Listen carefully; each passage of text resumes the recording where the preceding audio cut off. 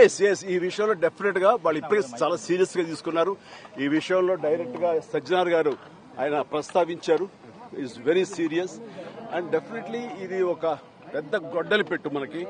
దాని మీద పూర్తిగా స్పందించి అన్ని రకాలుగా ఒక చట్టం తీసుకొచ్చే దిశగా పోలీస్ వ్యవస్థ, శ్రీ శివధార్ గారు వీళ్ళందరూ కూడా ప్రయత్నం చేస్తున్నారు.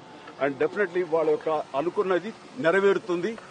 అండ్ సామాన్యులకి డెఫినెట్లీ ఇలాంటి అవాంతరం నుంచి వాళ్ళకి రక్షణ లభిస్తుంది. అంటే జనరల్ గా టెక్నాలజీ అనేది రానున్న రోజుల్లో కూడా ఎక్కువ అవుతున్నటువంటి సమయంలో అటువంటి సమస్యలు కూడా అంతే స్థాయిలో ఎక్కువ అవుతున్నటువంటి మంచి వస్తున్నప్పుడు అండి, మంచి జరుగుతున్నప్పుడు మంచితో పాటు చెడు కూడా కుట్టు వస్తుంది.